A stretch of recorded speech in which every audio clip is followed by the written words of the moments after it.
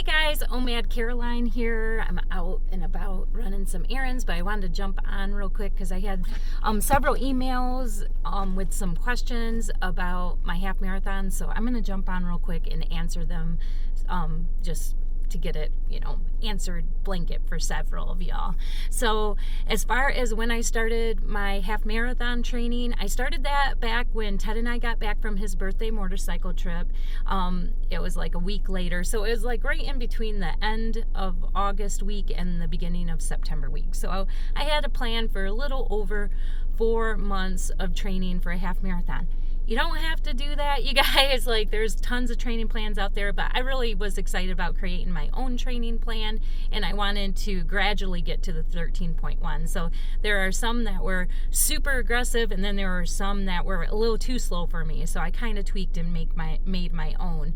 So that's that. But up until I started that training program, I was doing run walk intervals. So and mainly back then, I would run some full 5Ks, but mainly back then on my, normal workouts, I would usually run a half a mile and then walk, a 0.10 of a mile and then run a half mile. So it was like half mile, 1/10 of a mile walk, half mile run, 1/10 of a mile. So I did that up until then. But when I started my half marathon training, I was like, you're running it. All right, you're running it. So there's one of the questions. You guys also saw in my video talking about the half marathon, I had a couple of goals, and the goals were like, stay at a 12-minute mile pace and be under 2 hours 45 minutes for the race. I actually had 3 goals. My number one goal was to run the whole time, or jog for me, because I'm a jogger, jog the whole time. And then as far as those others, how I got my goals, a lot of you said, were you trying to be a time, that you've done before? No, you guys, this was my first half marathon. But how I got those times as far as pace at a 12-minute mile, I actually just Googled, what does the average 50-year-old woman run a half marathon in, and what is her average pace? To tell you the truth, the average 50-year-old woman actually runs it in under 12-minute mile. It was like 11 minutes 50 some, but I just rounded it up to 12-minute mile.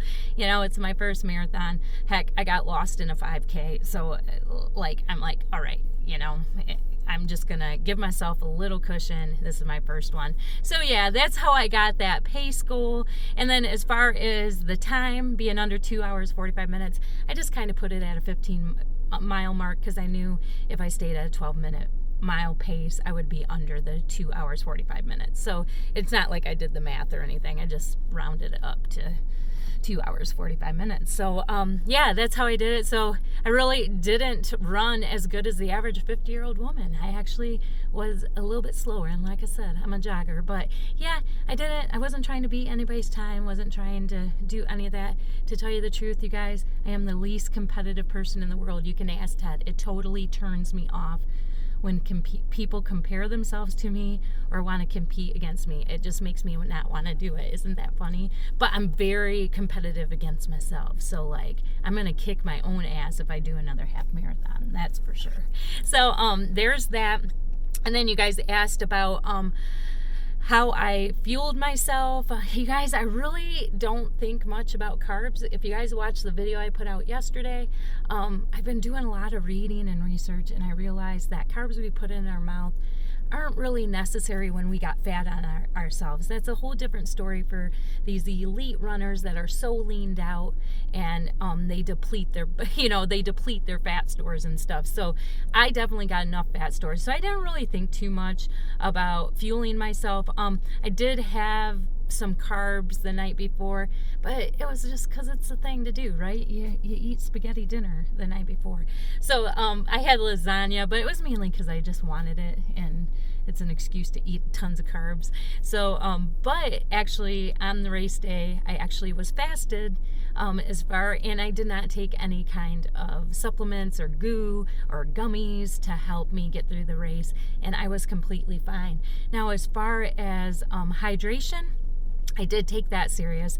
I have a really, really sensitive stomach. I don't really like supplements, stuff like that. And I take pride in not, spending money on that stuff too, because we have such good food in our world that we can get it from. But anyways, what I did is I did find electrolyte drops. It's called Light Show, and I have taken them, especially when I go run really on hot days. I end up taking them.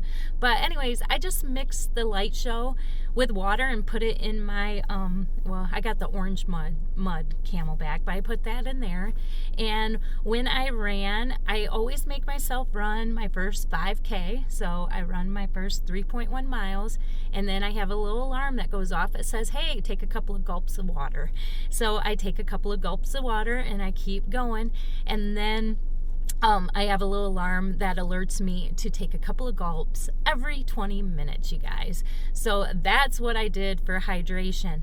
I'm really glad that I did the alarm system, because when it's cold, you guys, because it was really cold. I know in the video it looks beautiful and sunny, but it was freaking cold. It was like, I think at the time I finished the race, it was 40 degrees, but the wind was up to like 15, 20 miles an hour. So the wind chill factor, it was freaking cold. I was layered up. I had a t-shirt under, I had a t-shirt, then I had Under Armour, and then I had a pullover, and I still didn't get too hot in running 13.1 miles. So I was really layered up in my race. So what I'm trying to say is that when you're running in the cold, you tend to forget you're thirsty, if that makes sense. Like, it's funny how you're running in heat, you get thirsty, and the hotness reminds you to drink something. So like, it's been really good that I've practiced like having a little alarm, because you know, when you're training in Ohio around this time, it's cold. But yeah, it definitely had to remind me to drink, because like I said, when you're cold, you don't really feel as dehydrated as what you may be. So yeah, that was definitely a good choice. But yeah, that's how I hydrated. As far as being sore after the race, I had a little soreness in my quads on Monday, barely though, like right first when I got out of bed, and then like felt it a little bit, like like hardly anything, you guys, like when I walked steps, because where we stayed had steps. But that was pretty much about it. I felt 100% on Monday and even went for a light jog. So that was cool. And then as far as like you guys asked about, I had pain in my right foot. Yeah, I had some pain in my middle toe in the ball of my foot.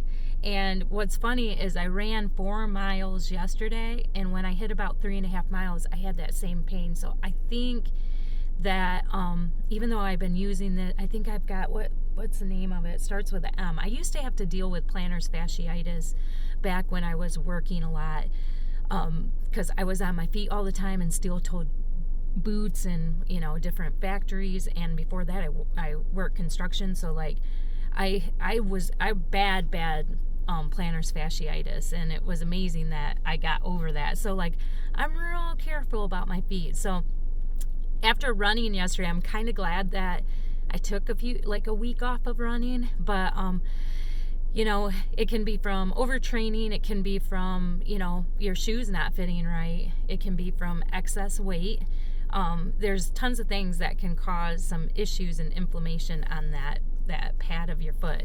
So you know, I'm getting ready to go get some groceries. I got my grandson today, so I'm probably going to see if they got any pads that can help cushion that, and see how my next run, I'm still kind of doing my normal half marathon training up until the beginning of February. So tomorrow is my next run, and I'll see how that goes and that, but I'll definitely take care of my feet. Your feet are the most important thing. So, but yeah, that's it. So yeah, that's the pain. And yeah, I'm still, like I said, I felt it for the first time yesterday, but it went away right away. Like, I stretch it, and I take a water bottle and freeze it in the freezer. So I will take that out and just roll my foot over it for a while. So I'm definitely taking care of that. And if I gotta ease up on running for a little bit, I'm cool with that. Plus, I'm switching up my training anyway. So yeah, you guys, those are the questions you asked, and I hope I answered them.